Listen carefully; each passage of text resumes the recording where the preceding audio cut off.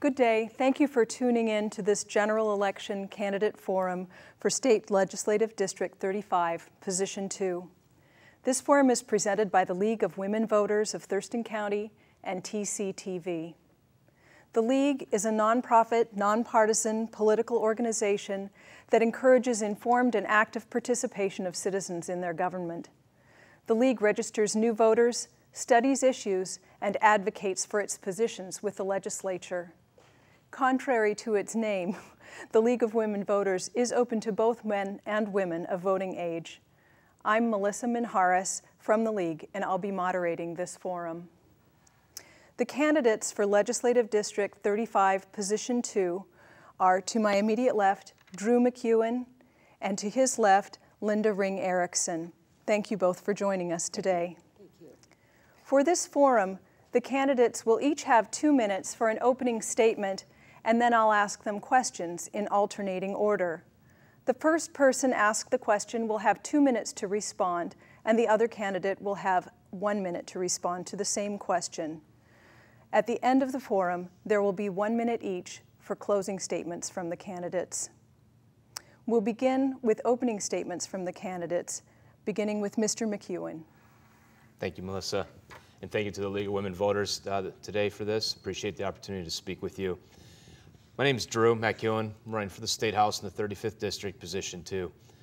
I grew up in the Midwest and moved out here in 1994, courtesy of the U.S. Navy. I had gone through their nuclear propulsion program and was stationed in Bangor, Washington on the USS Nevada and the USS Florida. And during my time there, completed 5 strategic deterrent patrols and look back on my Navy time very fondly and very appreciative for the opportunities and the lessons learned during that time. When I got out of the Navy, I returned home for a few years. My uncle recruited me into his investment business. And in 2001, I resigned and started my own company. And that was a gut check because that was August of 2001. And we all know the tragic horror that we went through on 9/11. And to have utilized what savings I had to start my own company and go through that really made things tough, and had to dig deep to make it through that. But this is America. And if you want it, you can go get it. The opportunities are there, and you can pull it by the bootstraps. And dug deep, the lessons learned during my time in the Navy and from growing up, and took a job to get the company going. I actually worked in a factory from 10 at night to 6 in the morning. Would go down to my office, sleep for a couple of hours, and then start working. And because of that, I'm proud to say my company is in business here 11 years later. And to have employees and have that responsibility has taught me a lot over the past 11 years. And I'm going to take that same mentality to Olympia. We got to change this state. We've got to push things forward. We have to get government out of the way of businesses so that people can have the jobs they need, can have the opportunities they need, and not have the roadblocks before them. That'll solve many of the issues that are before us in this state. If we give people the opportunity to go out and get whatever it is that they need to get, whether it's a job, starting a business, so that they can raise their family, send their kids to school, and provide for them, we will have the revenue in this state through a larger tax base without increasing taxes and fees on the people of this state. Again, my name is Drew McEwen, and I'd appreciate your support. Thank you. Thank you very much. Ms. Ring Erickson. Okay, thank you. And thank you to the League also. I am a proud member of the League of Women Voters, currently here in Thurston County, but for many years, both in Mason County and previous to that in South King County. I'm running for also the same position, the vacant position, Position 2 in the 35th District. I grew up in the 35th District, and my parents grew up in the 35th District. I was not able to raise my daughter in the 35th District because I couldn't find a job. Couldn't complete my education as a young woman at that time, and was unable to return because I couldn't find a job. So my daughter didn't get to grow up here. I was able to return a number of years ago. Some people may know that I've served the last 8 years as a county commissioner in Mason County, and prior to that, I retired as a police officer. I believe that this campaign is about jobs. I've said it's about jobs, jobs, and jobs. I think it is about the jobs that we have now and how to keep them. I also think it's about understanding with new businesses how we're going to make this a good place for them to stay. Also encourage new good businesses to work here. And I also think one of the really important things is to understand the job market of the future. so that we can ensure we provide programs so that our workforce will be the most attractive workforce in Washington State, hopefully making Washington State one of the most attractive places in the nation for businesses to locate. I also think we have some serious issues to look at with regard to transportation, and we need to have good common sense policies with regard to natural resources. Thank you very much. And now to the questions. And again, I'll ask you each the same question. The first person to respond will get 2 minutes to respond, and the second person will get 1 minute, and we'll go back and forth. So the first question I'm going to ask Ms. Ring-Erickson first, and it's rather long. If you need me to repeat it, let me know as we go along, but I'll do my best here. So of the approximately 770 tax breaks that we have in the state, fewer than 50 have sunset clauses built in to examine their usefulness after a period of time. This means that over 700 of the state's tax breaks have no review process. What do you think about this, and what, if anything, would you propose to do about it?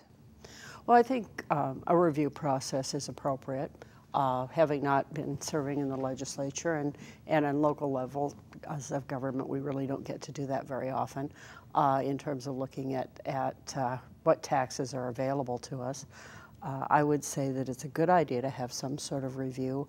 I think it should be a thoughtful review, maybe with some sort of formula that involves the Department of Revenue or representatives of the Department of Revenue, in addition to people that are, what would we say, stakeholders, not only those who are maybe paying the taxes, but those individuals and groups, interest groups, that may actually have a stake in the tax that's being paid. I mean, you look at some of the things that, for example, the real estate excise tax, which there are two excise taxes. One goes to public facilities, but the other can go to purchase of parks property. That would be a really interesting conversation. But you need to have the right people at the table, just simply a panel or saying we need to review, or arbitrarily saying that all of them need to be sunsetted, I think is not good public policy. All right. Thank you very much. Mr. McEwen, same question. Yep, thank you. So it's an interesting discussion because we can also look at the regulatory side of this. And last year, you said there's 770 tax breaks on the books right now. Last year in this state alone, over 400 new regulations were put on the books with no sunset provision.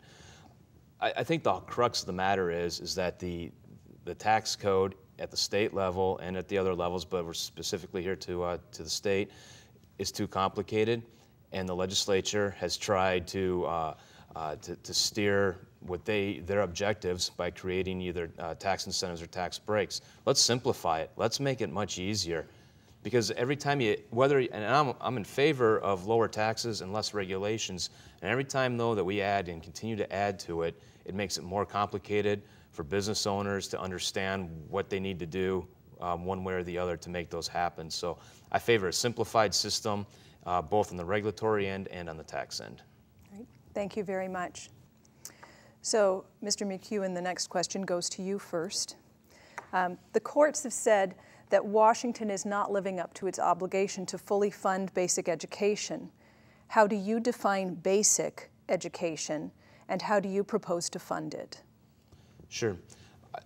The Supreme Court was very clear in its decision. Also, the state constitution was very clear when it was written that we fully fund K-12 education. I look at K-12 education to include all-day kindergarten. Times have changed from when I grew up and from when many others grew up. I believe all-day kindergarten is essential in that overall component. As to the funding of education, I am sick and tired of the state legislature holding our students and our teachers hostage to the budget negotiation process. Education should be getting the first dollar, not the last dime. We have over 985 budget items, and education and protecting the vulnerable and public safety always get put at the end, and we hold our taxpayers hostage in those negotiations as we finish up the budget process. We need to do those three first. And right now, 59 cents out of every dollar makes it to the classroom. That figure needs to be a lot higher. Stop the unfunded mandates from the state. give local control back to our local school districts and let them best decide what is best for their children. The solution here isn't in adding more taxes and fees and taking more money out of your pocket. The solution is in Olympia getting real with its budget process and funding education first, making the cuts to other programs second. Great. Thank you. Ms. Ring-Erickson? Well, I do think that we need a very thoughtful and thorough definition of what basic education is. I also support all-day kindergarten and I support early childhood education, but I think that there are some other parts of the basic education that we need to have a thoughtful discussion with our educators who are really reviewing the research and can thoughtfully provide us a template for what needs to be in our schools. With regard to funding education, I guess I think that when you have a lot of what would you call fixed costs, if we're actually getting 59 cents of every dollar into the classroom, since we're not putting enough money in, that's probably pretty good. When you look at putting more money into the schools, I think that proportion changes when you've actually got enough resources going into the schools. So with that in mind, I support a dedicated funding stream that is sufficient and growing for education. Great. Thank you very much. Ms. Ring-Erickson, the next question goes to you first. Do you support charter schools for the state of Washington? Why or why not? I don't support charter schools. I'm a strong supporter of the public schools.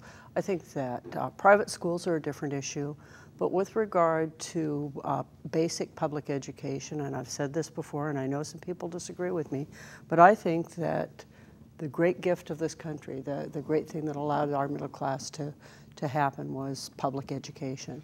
And I want to see us provide a very strong background and framework for our public schools to educate all our citizens, both for moving on to universities and technical training and vocational programs, so that we have a fine workforce. But also, I just think it's a very basic right of this country, and charter schools are not part of that. Thank you. Mr. McEwen. Thank you. Just met with the Washington Educators Association this past week, and this question came up specifically to the initiative that is on the ballot this November. I support the concept of charter schools. When you look at over half of our students, our college freshmen in this state right now, have to take remedial math and English to get up to speed to do college level work, we're missing something. And so we need to look at other options. Having said that, I'm not convinced the current initiative accomplishes what it would need to do in a charter school system. I think it puts our public schools in jeopardy. So I support the concept. I don't support the current initiative the way it's written. I think it was poorly written. So I think we can look to a different model, but the one that is on the ballot, I don't believe to be the model this year. Great. Thank you. Yep. Right. So, Mr. McEwen, the next question goes to you first. And a little shift in topic here. The state parks permit program brought in only half the revenue that was projected from those sales. Further, the state legislature has provided zero operational funding for the state parks in the next biennium. As a legislator then, how do you think we could keep our state parks open? We have some beautiful parks in this state, and they create wonderful opportunities both recreationally and for tourism, and they are a vital part of the tourism industry as well in this state, and so we do need to find a solution to that. As far as the funding end of it, to me this just goes back to the basics in our budget process, and we need to prioritize the budget. And again, I spoke to education, public safety, and protecting the vulnerable being the top three priorities for the state budget, as they should be. And we need to then go from there and see what our next priorities will be and properly fund those. I think we've taken this budget and have put in a lot of wish lists that just aren't feasible. I'm a supporter of the parks. I'd love to see them continue to be a vital part of this state, of our economy, through tourism and recreation. And so we need to work through. There's not a fast answer to that, but I'm all ears and ready to work through that. And I think it's unfortunate that our state tourism office was completely cut. And again, we change the economy, we change the direction of this state, the revenue is going to come. This is not an answer that can happen overnight. We have to change the culture in Olympia. Thank you. Yep. Ms. Ring-Erickson. Coming from a local government perspective, I certainly don't want to see any of us writing off the state park system, but I do think that there are opportunities to perhaps merge some of the local city and county parks operations with state parks. There have been a number of counties that have stepped forward and felt that they could operate and work with the state parks and turn some of those areas even into profit centers. There's a remarkable lack of understanding on the local level what the strategic plan is for the parks, because on one level we're dealing with communities that are saying the Parks Department wants to buy a great piece of land and put a big park in, and it's going to change our community, it's going to change our roads, it's going to change our needs for law enforcement. And on the other hand, then it will, the Parks Department will say, and we're going to be selling off some property we have that was a gift to the park system from a family that wanted to preserve and see it enjoyed by all. So I think there's an opportunity there to work together with cities and counties, and I think we can make it work. I think it can be a success. Great, thank you. All right, Ms. Ring-Erickson, what should the legislature do, if anything, to promote green energy and the reduction of carbon emissions in Washington? Well, that's an interesting question, because clearly there are a lot of smart people that have been working on that for a long period of time. I personally think that hydroelectric power probably is a renewable energy source, and I support that. I've seen really good projects coming together locally. In Mason County, we were able, under the recovery funds, to get a demonstration program to do intersection lighting in rural areas with solar energy, all produced in the United States. It's been really very successful, and a lot of other counties have shown an interest in it. And what was developed for us actually became the template for what was taken over to Afghanistan to provide safety for our troops. So I support that. I've worked on some alternative energy kinds of projects, and anything that we can do to reduce our carbon footprint, I think is supportive. I would like to see more research done in some areas such as biomass, because I think that there are some conflicting reports out there, and go back and really look at, if you will, a strategic plan for reducing carbon emissions and supporting green energy. Thank you. Mr. McEwen? Thank you. The green energy debate, I think we can look at a couple of things that have happened in this state. Seattle is has woefully underperformed in their effort to reduce carbon emissions, and yet a lot of people try to think of Seattle as being a leader in that, and frankly, they haven't been. We had a mandate for schools, new schools being built that need to be green certified, and the studies that have come out after those have been built have shown that that has not happened, that they're worse than some of the existing buildings, or at least they have not met the goals that were set out. And hydroelectric, it is a renewable, it is green, and I do support that, and we need to fix that with the mandate that we buy renewable energy. We're selling our hydropower off to California right now that does classify it as a green energy. So we need to get real in this state about that, and we need to use real science as well. The biomass, we saw an effort there in Mason County, and a lot of bad science coming from certain sides on that. Let's have the frank discussion, and let's be real with the objectives that we can accomplish and put those forward. Thank you.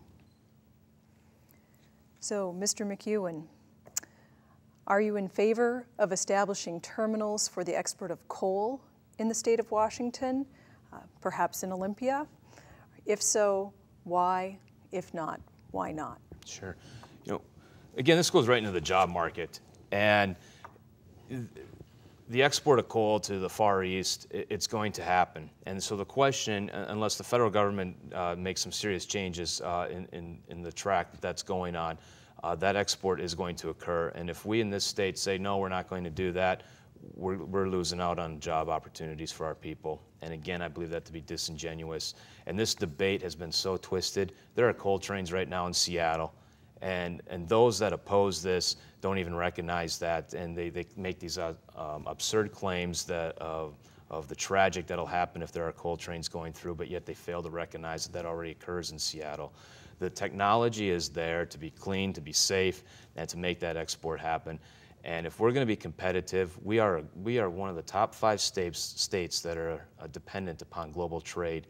If we're going to stay up there, we need to capture the global trade that is occurring.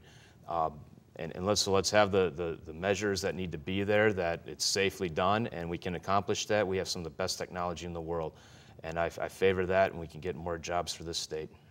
Thank you. Ms. Ring-Erickson. Generally speaking, I am always trying to inform myself about this one because it's kind of a moving target, but generally speaking, I have not been in favor of the coal trains. There are people that think that the number of trains that would be going through Seattle is not the 9 that are proposed, but would be one about every 20 minutes. And that forum that I attended at the Chamber of Commerce suggested that they thought that that would be a real impediment to other businesses currently functioning in that sort of metropolitan King County area. The other issue is, I think, is if you have coal burned in China with no emission standards, that's going to impact the air quality here. We're already testing for emissions from China up in the Chico Point area and across our peninsula area.